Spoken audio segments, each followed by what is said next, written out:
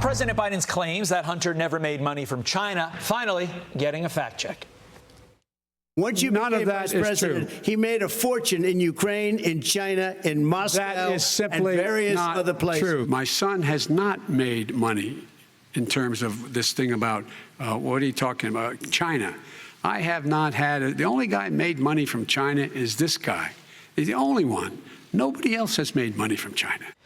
The Washington Post now giving that claim by the president 4 Pinocchios. Way to strike while the irons are hot. And writing nearly 3 years later, Biden's assertions have been directly rebutted by Hunter himself. In court testimony last week, the younger Biden acknowledged that he, in fact, had been paid substantial sums in China. Yeah, by substantial sums, we mean $1 million. Yes. From CFC. Jimmy Failla is the host of Fox Across America on Fox Nation and Fox News Radio.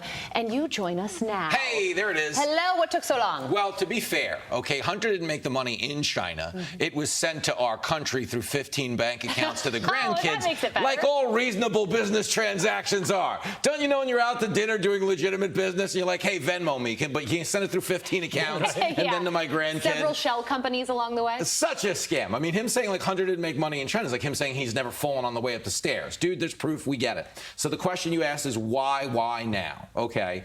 Obviously, they knew this 2 years ago and 3 years ago. Okay. The reason they're here now is the Democrats are starting. They realize we've all been to a wedding, okay, where you don't say it out loud, but you're like, really, these two are getting married? Like, does anyone think this is a good idea? They realize they're in that speak now or forever hold your peace moment when it comes to Biden and Kamala running again. If you look at how historically unpopular they are, people in the party are starting to whisper in the church before they get a chance to walk down that aisle. And I think that's why you're starting to see the scrutiny. Rhetorical question. You don't have to answer this. Are you more likely to believe a fact check if it is tied to a beloved Disney character? And if so, which Disney character would you like it to be tied to in the future? Well, it's tricky now because now they've changed the characters. You got Peter Pan sexual. You know, it's not the same Disney we grew up with, so I don't know. We'll get to a serious topic now. One CNN analyst and former officer who was on Capitol Hill January 6th made this comment about the new charges Trump is facing. Watch.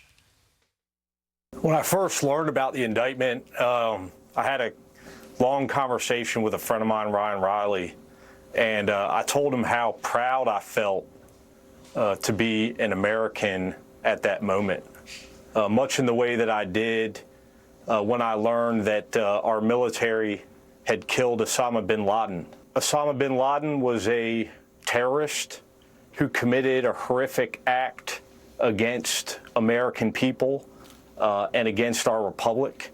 And I believe that Donald Trump is a terrorist who committed horrific acts against the American people. You can imagine that that is a very eyebrow-raising statement. Jimmy, once you lower your eyebrows, please give us your take on the bin Laden comparison. I mean, in a better time, that mic just gets cut because that's embarrassing. Obviously, it's denigrating to the suffering that was caused on 9/11, but it also speaks to how out of touch they are with reality. Like, there's no comparison between 9/11 and anything, okay, to be honest. But when you find yourself going there, when you need to rope in that bigger comparison, it's because the gravity of what you're trying to sell the American people isn't really doing the job. We all agreed in real time January 6th was terrible. But to equate it to something like that is shameful. It's embarrassing.